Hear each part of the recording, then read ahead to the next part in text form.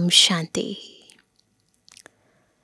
भाग्य विधाता शिव बाबा हम सभी का भाग्य बनाने के लिए रोज परम धाम से हमें महावाक्य सुनाने के लिए परम शिक्षक बन कर आते हैं।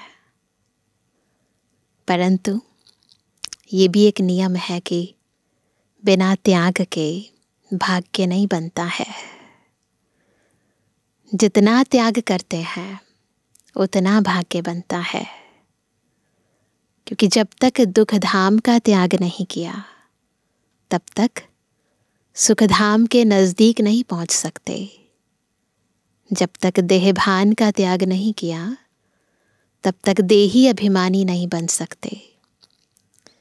तो हर प्राप्ति को पाने के लिए, हर अविनाशी प्राप्ति को पाने के लिए इस विनाशी दुनिया, विनाशी साधनों, विनाशी संबंधों का त्याग करना बहुत ज़रूरी है।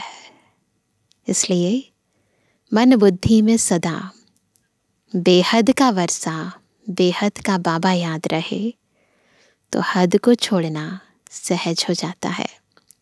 आज की मुरली भी हमें ऐसा बेहद का वैरागी, बेहद का त्यागी बना रही है। सुनते हैं बाबा के मधुर महावाक्य। आज है 3 मई 2024। बाबा के महावाक्य हैं, मीठे बच्चे इस दुख धाम को जीते जी तलाक दो, क्योंकि तुम्हें सुख धाम जाना है। प्रश्न है, बाप बच्चों को कौन सी एक छोटी सी मेहनत देते हैं? वैसे तो बाबा कहते ज्ञान मार्ग बहुत सहज है, परंतु एक छोटी सी मेहनत है, वो कौन सी? उत्तर है, बाबा कहते बच्चे काम महाशत्रु है, इस पर विजय प्राप्त करो। यही तुम्हें थोड़ी सी मेहनत देता हूं। तुम्हें संपूर्ण पावन बनना है। पतित से पावन अर्थात पारस बनना है। पारस बनने वाले पत्थर नहीं बन सकते। तुम बच्चे अभी गुलगुल बनो तो बाप तुम्हें नैनों पर बिठाकर साथ ले जाएंगे ना। जब तक आत्मा में इम्प्योरिटी का भारीपन है, बोझ है, तब तक नैनों पर बैठ नहीं सकती है। केवल लाइट आत्मा, सब बोझों से मुक्त आत्मा ही बाबा के नैनों पर बैठकर जा सकती है। ओम शांति। रूहानी बाप रूहानी बच्चों को समझाते हैं। यह तो बच्चे ज़रूर समझते हैं, हम ब्राह्मण ही हैं जो देवता बनेंगे। यह पक्का निश्चय है ना। टीचर जिसको पढ़ाते हैं ज़रूर आप समान बना देते हैं। जिसको भी पढ़ाते हैं तो अपने भीतर का ज्ञान उसको देकर आप समान बना देते हैं। यह तो निश्चय की बात है। कल्प कल्प बाप आकर समझाते हैं, हम नर्कवासियों को स्वर्गवासी बनाते हैं। सारी दुनिया को बनाने वाला कोई तो होगा ना। बाप स्वर्गवासी बनाते हैं, रावण नरकवासी बनाते हैं। इस समय है रावण राज्य, सतयुग में है राम राज्य। राम राज्य की स्थापना करने वाला है तो ज़रूर रावण राज्य की स्थापना करने वाला भी होगा। राम भगवान को कहा जाता है। यहाँ पर त्रेता युगी राम की बात नहीं हो रही। शिव बाबा का भी एक नाम राम है। भगवान नई दुनिया स्थापन करते हैं। ज्ञान तो बहुत सहज है, कोई बड़ी बात नहीं है, परंतु पत्थर बुद्धि ऐसे हैं जो पारस बुद्धि होना ही असंभव समझते हैं ना। ये सोचते कि हम कैसे बन सकते हैं, हम देवता ना, विश्वास ही नहीं होता इस बात पर। तो बुद्धि ऐसी स्टोन जिसे कहते हैं कि पत्थर पड़ जाते हैं ना बुद्धि पर, कि कुछ अंदर जाता ही नहीं है। तो इतना दे अभिमान पक्का हो जाता है कि ये सोच भी नहीं सकते कि ऐसी भी दुनिया हो सकती है जहाँ सारी मनुष्य आत्माएं देव आत्माएं होंगी। तो विश्वास ही नहीं होता, निश्चय ही नहीं होता, ना खुद पर होता है ना इस ज्ञान पर होता है। तो असंभव समझते हैं। नरकवासी से स्वर्गवासी बनने में बड़ी मेहनत लगती है। क्यों? क्योंकि माया का प्रभाव है। कितने बड़े बड़े मकान 50 मंजिल 100 मंजिल के बनाते हैं। स्वर्ग में कोई इतनी मंजिल नहीं होती। आजकल यहाँ ही बनाते रहते हैं। तुम समझते हो सतयुग में ऐसे मकान नहीं होते जैसे यहाँ बनाते हैं। ऐसे मंजिल नहीं होती इतनी सारी, है ना। वहाँ पर सिंगल स्टोरी होगी, बिल्कुल ग्राउंड फ्लोर, और ते बड़े बड़े महल। बाप खुद समझाते हैं, इतना छोटा झाड़ सारे विश्व पर होता है। बहुत थोड़ी सी आत्माएं सारे विश्व में होंगी। तो वहाँ मंजिलें आदि बनाने की दरकार ही नहीं। ढेर की ढेर जमीन पड़ी रहती है। यहाँ तो जमीन है नहीं, इसलिए जमीन का दाम कितना बढ़ गया है। वहाँ पर कोई दाम नहीं, लो जितना मर्जी जमीन लो, है ना। सारी धरती हमारी, सारा आकाश हमारा। वहाँ तो जमीन का भाव लगता ही नहीं। ना म्यूनिसिपैलिटी है, ना म्यूनिसिपल टैक्स आदि लगता है। कोई टैक्स भी नहीं लगता, है ना। तो किसी भी चीज़ पर कोई टैक्स नहीं है। बिल्कुल आराम से सारी धरती जितनी चाहिए उतनी लेते जाओ। जिसको जितनी ज़मीन चाहिए ले सकता है। वहाँ तुमको सब सुख मिल जाते हैं। कोई टेंशन नहीं होगी घर बनाना है क्या है, नहीं। सिर्फ एक बाप की इस नॉलेज से। मेहनत एक बार की है और प्राप्ति जन्म जन्मांतर की है। मनुष्य 100 मंजिल आदि जो बनाते हैं उसमें भी पैसे आदि तो लगते हैं ना।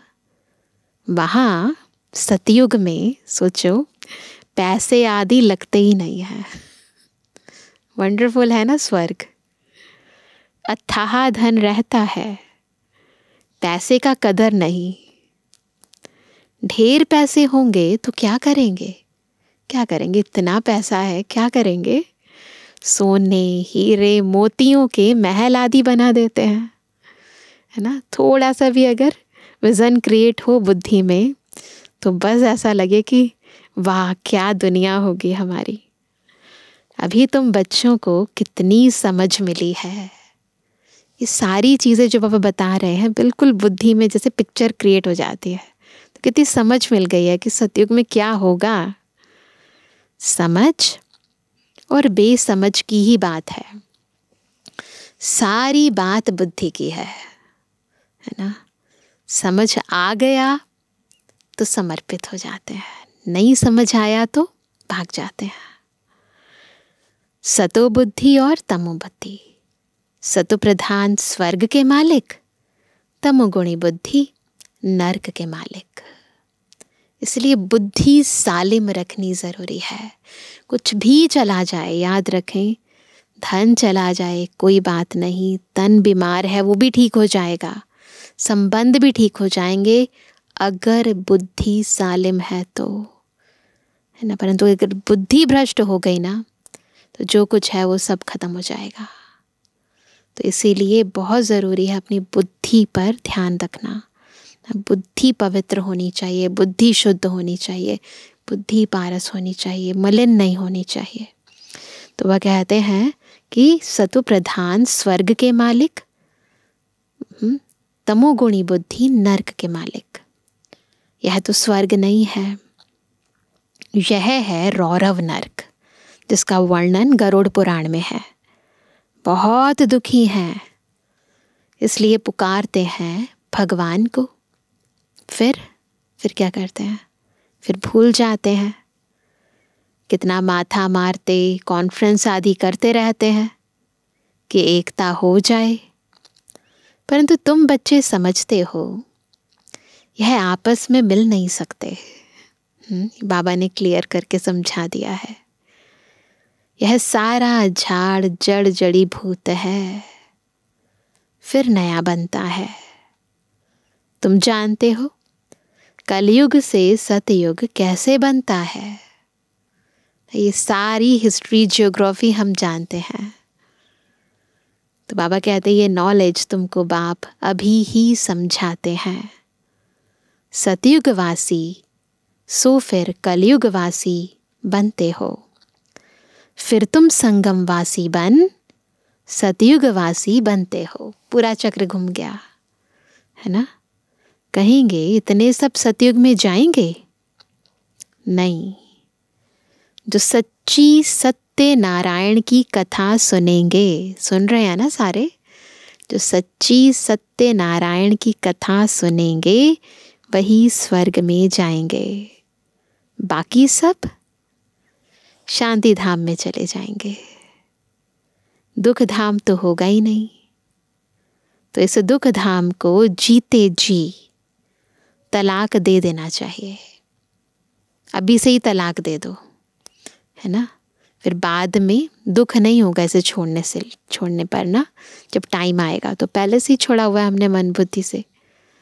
बाप युक्ति तो बताते हैं, सब तरीके बताते कैसे तलाक देना है, कैसे तुम तलाक दे सकते हो। इस सारी सृष्टि पर देवी देवताओं का राज्य था। अभी फिर बाप आते हैं स्थापना करने, फिर से देवी देवताओं का राज्य स्थापन करने। हम उस बाप से विश्व का राज्य ले रहे हैं।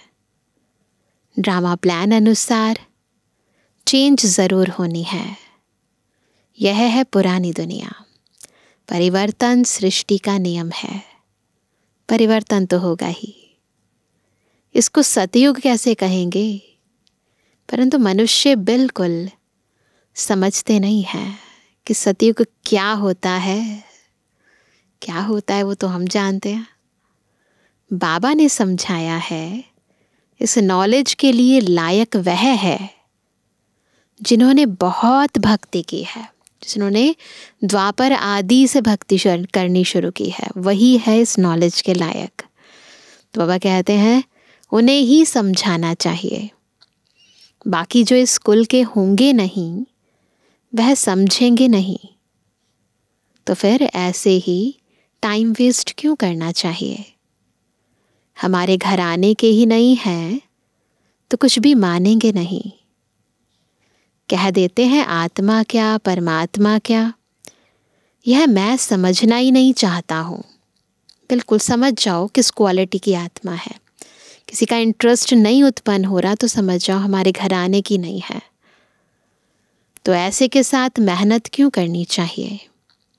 बाबा ने समझाया है, ऊपर में लिखा हुआ है, हर चित्र के ऊपर लिखा हुआ है, हर जगह भगवानुवाच, मैं आता ही हूँ कल्प कल्प पुरुषोत्तम युग पर, पुरुषोत्तम संगम युग पर और साधारण मनुष्य तन में ना। जो श्रीमद् भगवद गीता में भी, जो दुनियावी गीता है उसमें भी लिखा है कि मैं युगे युगे आता हूँ, परंतु बाबा ने क्लियर करके बताया संगम युगे आते हैं बाबा। और उसमें ये भी वर्णित है कि मैं साधारण वृद्ध तन का आधार लेता हूँ। और साधारण मनुष्य तन में जो अपने जन्मों को नहीं जानता है, मैं बतलाता हूँ पूरे 5000 वर्ष का पाठ किसका होता है, हम बता देते हैं। जो पहले नंबर में आया है उनका ही पाठ होगा ना। बिल्कुल क्लियर है। जो आत्मा सबसे पहले परम धाम छोड़कर इस सृष्टि में आई है, नंबर 1 आत्मा ना, उसी के 5000 वर्ष हुए और उसी के तन में शिव बाबा की प्रवेशता होगी। ना शिव बाबा इस सृष्टि पर आएंगे तो इस सृष्टि की नंबर 1 आत्मा का ही आधार लेंगे ना। तो इसीलिए बाबा ने कहा कि मैं बतलाता हूँ पूरे 5000 वर्ष का पाठ किसका है, हम बता देते हैं, हमें थोड़ी ना पता, ना उस आत्मा को याद है, परंतु बाबा को तो पता है ना। जो पहले नंबर में आया है उनका ही पाठ होगा ना। श्री कृष्ण की महिमा भी गाते हैं, फर्स्ट प्रिंस ऑफ सतयुग, तो वही आत्मा है। वही फिर 84 जन्मों के बाद क्या होगा ना, फर्स्ट प्रिंस फिर फर्स्ट बैगर होगा, है ना। First beggar, beggar to prince, फिर प्रिंस टू बैगर, चक्र चल जाता है। Prince to beggar, beggar to prince. तुम समझते हो प्रिंस टू बैगर कैसे बनते हैं, है ना। सारा 84 जन्मों का चक्र हमें पता है। फिर बाप आकर जब बन जाते हैं बैगर, फिर बाप आकर कौड़ी से हीरे जैसा बनाते हैं। जो हीरे जैसा है वही फिर कौड़ी जैसा बनते हैं। चक्र फिरता रहता है, कौड़ी से हीरा, हीरे से कौड़ी। पुनर्जन्म तो लेते हैं ना। सबसे ज्यादा जन्म कौन लेते हैं, यह तुम समझते हो। पहले पहले तो श्री कृष्ण को ही मानेंगे, है ना। वही आत्मा, उनकी राजधानी है। बाकी राजधानी तो उनकी है, परंतु पहले वही श्री कृष्ण की आत्मा। बहुत जन्म भी उनके होंगे, यह तो बहुत सहज बात है, परंतु मनुष्य इन बातों पर ध्यान नहीं देते हैं। बाप समझाते हैं तो वंडर खाते हैं। बाप एक्यूरेट बताते हैं, फर्स्ट सो लास्ट। फर्स्ट हीरे जैसा, लास्ट कौड़ी जैसा, फिर हीरे जैसा बनना है, पावन बनना है। इसमें तकलीफ क्या है, कितना सिंपल है, इतना इजी ना, इतना सिंपल तरीके से बाबा हम सबको समझा रहे हैं। इससे ज़्यादा क्या समझाएंगे। इसमें तकलीफ क्या है। पारलौकिक बाप ऑर्डिनेंस निकालते हैं, ऑर्डिनेंस निकाल रहे हैं। नहीं मानना, फिर उसके बाद सजाएं मिलती हैं। फिर ऑर्डिनेंस निकाल दिया तो क्या ऑर्डिनेंस निकाला है बाबा ने, काम महाशत्रु है। तुम पतित किससे बने हो, विकार में जाने से। इसलिए बुलाते भी हैं, क्या पतित पावन आओ, क्योंकि बाप तो एवर पारस बुद्धि है। वह कभी पत्थर बुद्धि नहीं बनते हैं। कनेक्शन ही उनका और पहले नंबर जन्म वाले का हुआ, शिव बाबा का, और जिस आत्मा ने पहला जन्म लिया, यानी ब्रह्मा बाबा वाली आत्मा। देवताएं तो बहुत होते हैं, परंतु मनुष्य कुछ भी समझते नहीं।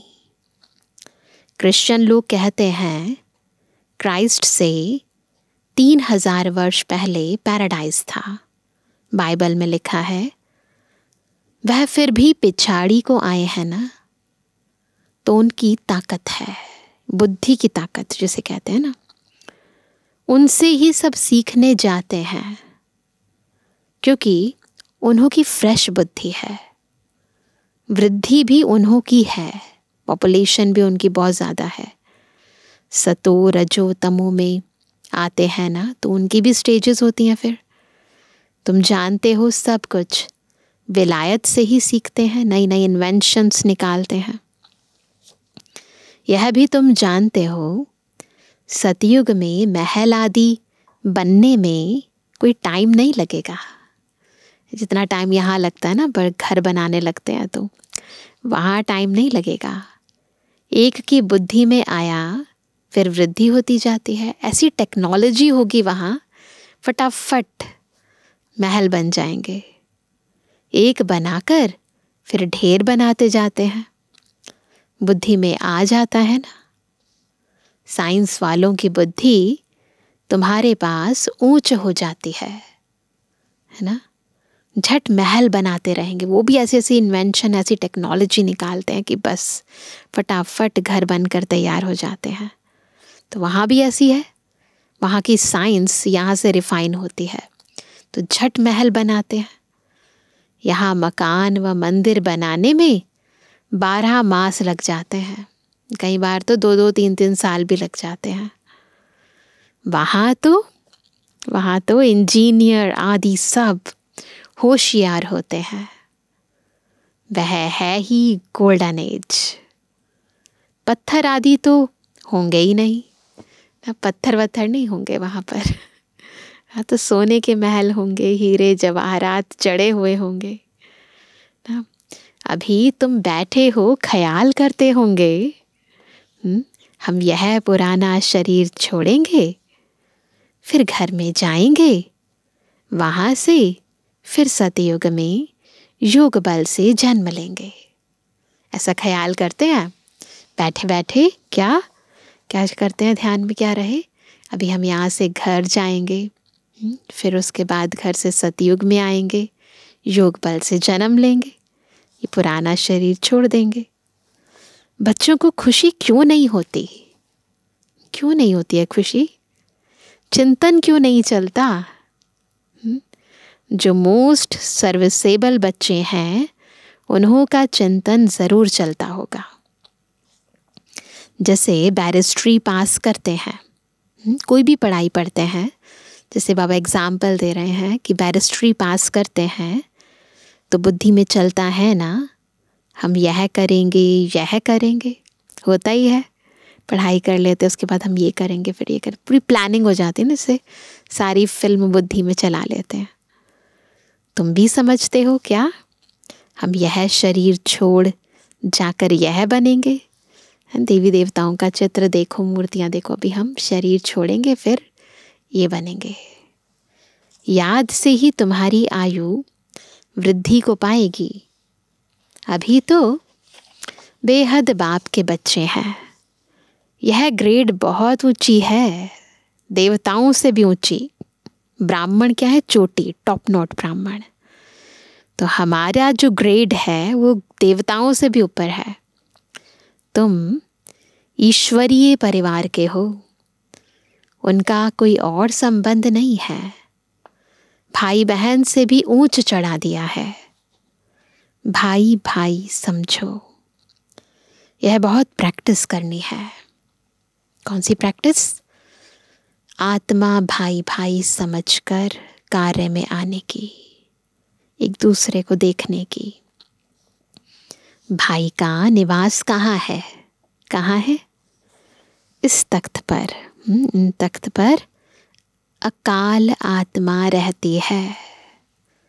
यह तख्त सभी आत्माओं के, तख्त मतलब ये पूरी बॉडी जैसे, तो ये तख्त सभी आत्माओं के सड़ गए हैं, पुराने हो गए हैं ना। देखो कभी भी कोई भी बीमारी लग जाती है, इन्फेक्शन लग जाता है, कुछ भी हो जाता है, शरीर सड़ गए हैं, पुराने हैं। तुम प्रधान तत्वों से बने हुए हैं। सबसे जास्ती तुम्हारा तख्त सड़ गया है, क्योंकि हम आत्माओं के सबसे ज़्यादा जन्म हुए हैं। आत्मा इस तख्त पर विराजमान होती है। भ्रुकुटी के बीच में क्या है? क्या है? यह बुद्धि से समझने की बातें हैं। आत्मा बिल्कुल सूक्ष्म है, स्टार मिसल है। बाप भी कहते हैं मैं भी बिंदु हूँ, मैं फिर तुमसे बड़ा थोड़े ही हूँ। बिल्कुल ऐसा नहीं है साइज में बड़ा है बाबा। जैसे आत्मा सूक्ष्म अति सूक्ष्म है, बिल्कुल वैसे बाबा भी सूक्ष्म अति सूक्ष्म है। साइज में बड़े नहीं हैं, परंतु गुणों में बड़े हैं, ज्ञान में बड़े हैं, शक्तियों में बड़े हैं। मैं फिर तुमसे बड़ा थोड़ी ही हूँ। तुम जानते हो हम शिव बाबा की संतान हैं। अब बाप से वर्षा लेना है, इसलिए क्या करना है? बहुत इम्पोर्टेंट प्रैक्टिस, अपने को भाई भाई आत्मा समझो। बाप तुमको सम्मुख पढ़ा रहे हैं। आगे चल और ही कशिश होती जाएगी। यह विघ्न भी ड्रामा अनुसार पढ़ते रहते हैं। अभी बाप कहते हैं तुमको पतित नहीं होना है। पहले भी बाबा ने कहा काम महाशत्रु है ना, पावन जरूर बनना है। फिर बाबा कह रहे हैं तुमको पतित नहीं होना है, यह ऑर्डिनेंस है। अब तो और ही तमो प्रधान बन पड़े हैं। विकार बगैर रह नहीं सकते। दुनिया में ना बहुत ज़्यादा विकारों की आग लगी हुई है। जैसे गवर्नमेंट कहती है शराब नहीं पियो, तो शराब बगैर रह नहीं सकते। फिर उनको ही शराब पिलाए, डायरेक्शन देते हैं फलानी जगह बॉम्ब सहित गिर जाओ, है ना। ह्यूमन बॉम्ब्स जो बनते हैं ऐसे बनाते हैं। कितना नुकसान होता है। तुम यहाँ बैठे बैठे विश्व का मालिक बनते हो। वह फिर वहाँ बैठे बैठे क्या करते हैं, हम स्थापना की तैयारी कर रहे हैं और वो वहाँ बैठे बैठे बॉम्ब्स छोड़ते हैं सारे विश्व के विनाश के लिए। बुद्धि का अंतर है देखो ना, कहाँ विनाश की ओर बुद्धि लगी है, कहाँ स्थापना की ओर बुद्धि लगी है। कैसे चटा भेटी है। तुम यहाँ बैठे बैठे बाप को याद करते हो और विश्व के मालिक बन जाते हो। कैसे भी करके, कैसे भी करके, कुछ भी करना पड़े ना, कैसे भी करके बाप को याद जरूर करना है। इसमें हठ योग करने व आसन आदि लगाने की भी बात नहीं है। कोई फिजिकल एक्सरसाइज थोड़ी ना करनी है। बाबा कोई भी तकलीफ नहीं देते हैं। कैसे भी बैठो, सिर्फ तुम याद करो कि हम मोस्ट बेलवेड प्यारे बच्चे हैं। तुमको बादशाही ऐसे मिलती है। कैसे मिलती है? तुमको बादशाही ऐसे मिलती है जैसे मक्खन से बाल, बिल्कुल स्मूथली मिलती है, बिना किसी मेहनत के। कोई एफर्ट्स नहीं करने पड़ते। गाते भी हैं। इस पर क्या गायन है? सेकंड में जीवन मुक्ति। कहाँ भी बैठो, घूमो फिरो, बाप को याद करो। पवित्र होने बगैर जाएंगे कैसे? नहीं तो सजाएं खानी पड़ेंगी। जब धर्मराज के पास जाएंगे तब सबका हिसाब किताब चुकता होगा। बीच में धर्मराज की सजाएं खानी पड़ेंगी, रुकना पड़ेगा। जितना पवित्र बनेंगे उतना ऊंच पद पाएंगे। सिंपल। इम्प्योर रहेंगे तो क्या होगा? तो सूखा रोटला खाएंगे। जेल में क्या मिलता है? सूखा रोटला। जितना बाप को याद करेंगे पाप कटेंगे। इसमें खर्चे आदि की कोई बात नहीं। भल घर में बैठे रहो, बाप से भी मंत्र ले लो। कहीं इधर उधर जाने की ज़रूरत नहीं है। घर में बैठे बाबा से मंत्र ले लो। यह है माया को वश करने का मंत्र। कौन सा मंत्र है? मन मना भव। यह मंत्र मिला फिर भल घर जाओ, कोई दिक्कत की बात नहीं है। बस बुद्धि में बाबा की याद रहे। तो यह मंत्र मिला फिर भल घर जाओ। मुख से कुछ बोलो नहीं। अल्फ और बे बादशाही को याद करो। तुम समझते हो बाप को याद करने से हम सतो प्रधान बन जाएंगे, पाप कट जाएंगे। बाबा अपना अनुभव भी सुनाते हैं। ब्रह्मा बाबा अपना अनुभव सुनाते हैं। भोजन पर बैठता हूँ, अच्छा हम बाबा को याद कर खाते हैं। ऐसे कर सकते हैं ना, हम भी कर सकते हैं। फिर झट भूल जाता हूँ।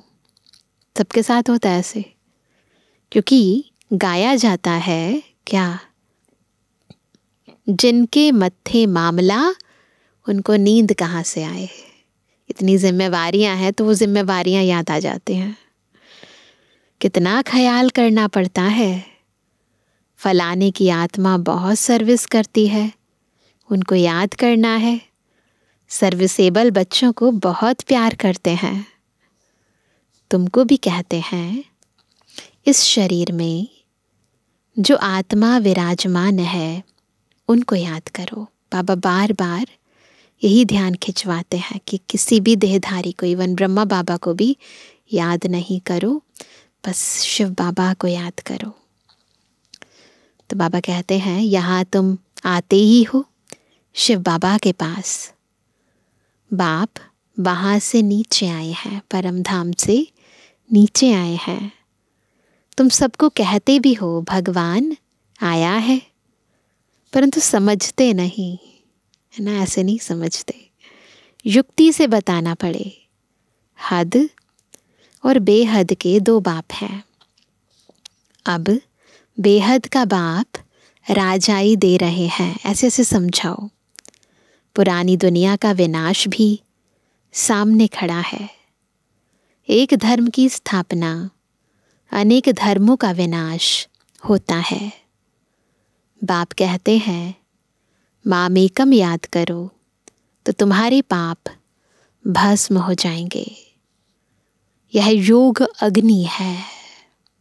जो बाबा की याद है ना, अग्नि के समान है। इसमें पाप भस्म हो जाते हैं, जिससे तुम तमो प्रधान से सतु प्रधान बन जाएंगे। जैसे अग्नि में, है ना, सोना डालते हैं तो प्योर हो जाता है। तो यहाँ भी आत्मा योग अग्नि से पवित्र बन जाती है, तमो प्रधान से सतु प्रधान बन जाती है। यह तरीका बाप ने ही बताया है।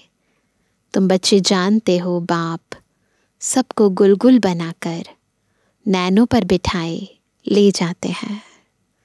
नैनों पर बिठाकर लेके जाते हैं, परंतु पहले पवित्र बनना पड़ता है। तो बाबा कहते हैं कौन से नैनों पर बिठाकर ले जाएंगे? ज्ञान के नैनों पर बिठाकर ले जाएंगे। आत्माओं को ले जाते हैं। समझते हो जाना तो जरूर है। उनसे पहले क्यों ना बाप से वर्षा तो ले लें। कमाई भी बहुत भारी है। बाप को भूलने से फिर घाटा भी बहुत है। पक्के व्यापारी बनो। पक्के व्यापारी बनो ना, नुकसान नहीं कराना है अपना। बाबा को याद करके फायदा कराना है अपना। बाप को याद करने से ही आत्मा पवित्र बनेगी। फिर एक शरीर छोड़ दूसरा जाकर लेंगे। तो बाप कहते हैं मीठे मीठे बच्चों, देही अभिमानी बनो। यह आदत पक्की डालनी पड़े। सोल कॉन्शियस होने की आदत पक्की डालनी है। अपने को आत्मा समझ बाप से पढ़ते रहो तो बेड़ा पार हो जाएगा। शिवालय में चले जाएंगे। चंद्रकांत वेदांत में भी यह कथा है। बाबा चंद्रकांत वेदांत पढ़ते थे। उसके 3 वॉल्यूम्स आज भी मौजूद हैं। उसमें एक वॉल्यूम के अंदर सारी स्टोरीज ही स्टोरीज हैं। तो बाबा कहते हैं कि उसमें एक कथा है, बोट यानी नाव कैसे चलती है। बीच में उतरते हैं, कोई चीज़ में दिल लग जाती है, स्टीमर चला जाता है। तो अगर यहाँ भी क्या है, बाबा ले जा रहे हैं बोट के अंदर। अगर किसी में दिल लग गई, बाबा ले जाएंगे, हम रह जाएंगे, फिर सजाएं खा कर आएंगे, है ना। यह भक्ति मार्ग के शास्त्र फिर भी बनेंगे, तुम पढ़ेंगे। फिर जब बाबा आएंगे तो यह सब छोड़ देंगे, फिर पढ़ेंगे, फिर छोड़ देंगे, ऐसा करते रहेंगे। बाप आते हैं सबको ले जाने। भारत का उत्थान और पतन कैसे होता है, कितना क्लियर है। जो कहानी बताते हैं उत्थान और पतन की कहानी सीढ़ी के चित्र के ऊपर, तो बहुत क्लियर है उसके अंदर। यह सांवरा और गोरा बनता है, ब्रह्मा सो विष्णु, विष्णु सो ब्रह्मा, सांवरा सो गोरा, गोरा सो सांवरा। एक तो सिर्फ नहीं बनता है ना, तो ये कहानी एक की नहीं है, हम सबकी है। यह सारी समझानी है, श्री कृष्ण की भी समझानी है। गोरा और सांवरा आत्मा की बात है। स्वर्ग में जाते हैं तो नर्क को लात मारते हैं। जो चित्र बनाया है ना, छोटा सा कृष्ण नर्क को लात मार रहा है। यह चित्र में क्लियर है ना। राजाई के चित्र भी तुम्हारे बनाए थे, है ना। तो छोटा बेबी ना, मिठनू श्री कृष्ण का भी चित्र बनाया, तो राजाई का भी बनवाया बाबा ने। अच्छा मीठे में किसी के लिए जन्मवानी बच्चों पितृवानी बाप दादा का दिल जान सको प्रेम से नंबरवार पुरुषार्थ संसार यादगार और मूल्यवान। रूहानी बच्चों की रूहानी बाप दादा को गुड मॉर्निंग, नमस्ते नमस्ते नमस्ते। धारणा के लिए मुख्य सार। पहला, बाप के ऑर्डिनेंस को पालन करने के लिए हम आत्मा भाई भाई हैं। भ्रुकुटी के बीच में हमारा निवास है। हम बेहद बाप के बच्चे हैं। हमारा यह ईश्वरीय परिवार है। यह स्मृति में रहना है। देही अभिमानी बनने की आदत डालनी है। दूसरा, धर्मराज की सजाओं से छूटने के लिए अपने सब हिसाब किताब चुकतो करने हैं। माया को वश करने का जो मंत्र मिला है उसको याद रखते सत्व प्रधान बनना है। कौन सा मंत्र? मन मना भव ना। वरदान है, बिंदी रूप में स्थित रहे। बिंदी रूप में स्थित रहे। औरों को भी ड्रामा के बिंदी की स्मृति दिलाने वाले विघ्न विनाशक भव। विघ्नों को विनाश कब कर पाएंगे? जब पहले खुद बिंदी स्वरूप में स्थित होंगे और दूसरों को भी ड्रामा के बिंदी की स्मृति दिलाएंगे। जो बच्चे किसी भी बात में क्वेश्चन मार्क नहीं करते, प्रश्न नहीं उठाते क्या क्यों कैसे, सदा बिंदी रूप में स्थित रहे, हर कार्य में औरों को भी ड्रामा की बिंदी स्मृति दिलाते हैं। जो हुआ कोई बात नहीं, ड्रामा में ऐसे ही था, है ना, व्यर्थ से बचाते हैं। उन्हें ही विघ्न विनाशक कहा जाता है। वह औरों को भी समर्थ बनाकर सफलता की मंजिल के समीप ले आते हैं। वह हद की सफलता की प्राप्ति को देख खुश नहीं होते, लेकिन बेहद के सफलता मूर्त होते हैं, है ना। प्राप्ति दुनियावी प्राप्ति की ज़रूरत नहीं है, इम्पॉर्टेंट है आत्मा की स्थिति, आत्मा का उत्थान होना ना। तो वो बेहद के ऊपर उनकी नज़र होती है। सदा एक रस, एक श्रेष्ठ स्थिति में स्थित रहते हैं। वह अपनी सफलता की स्वस्थिति से असफलता को भी परिवर्तन कर देते हैं। तो ऐसी स्थिति बनाएं कि हम खुद भी आत्मिक स्थिति में स्थित रहें और ड्रामा की स्मृति अन्य आत्माओं को दिलाते हुए उन्हें भी स्मृति स्वरूप बनाएं और विघ्नों को विनाश करें। स्लोगन है, दुआएं दो दुआएं लो। दुआएं लो दुआएं दो तो बहुत जल्दी माया जीत बन जाएंगे। ये शॉर्टकट है माया जीत बनने का, कि दुआएं लो और दुआएं दो। तो आज विशेष हम सभी, जैसे बाबा ने कहा ऑर्डिनेंस निकाला ना, तो उस पवित्रता के व्रत को पूर्ण रीति धारण करने के लिए आत्मा भाई भाई का अभ्यास करेंगे। ये हमारा रूहानी परिवार है, ईश्वरीय परिवार है, और इस परिवार में हम सभी आत्माएं हैं, भाई भाई हैं, सब बाबा के बच्चे हैं। इसलिए सब आत्माओं में गुण देखें और उनको दैहिक रूप से नहीं, बाहर के कर्मों के आधार से नहीं, अपितु बाबा के बच्चे आत्मा रूप से मेरे भाई हैं, इस बेहद दृष्टि से देखेंगे। तो ये अभ्यास स्वयं प्रति और औरों के प्रति भी ज़रूर करेंगे। अच्छा, ओम शांति।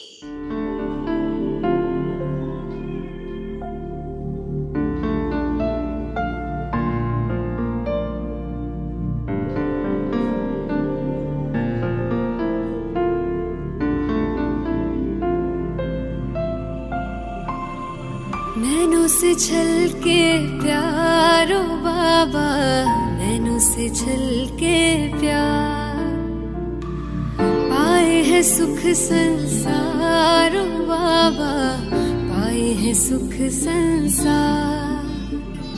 निर्मल निर्मल किरणें आती, भालते हैं सौभाग्य सजाती, तिलक लगाती सदा विजय का, शक्ति अनोखी है भर जाती।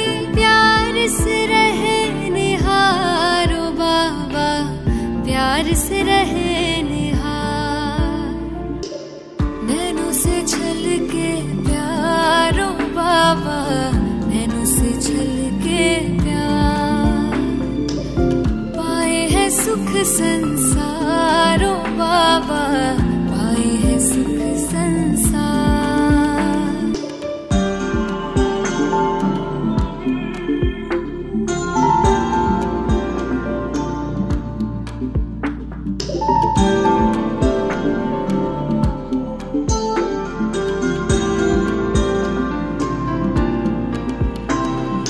ऐसे पल फिर कब आएंगे, कल्प भर में ना पाएंगे। प्यास बुझा ले युगों युगों के, जन्म सफल हो जाएंगे।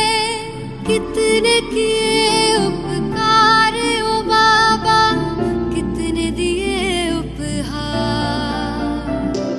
नैनों से छलके प्यारो बाबा, नैनों से छलके प्यार, पाए है सुख संसारो बाबा, पाए है सुख संसार।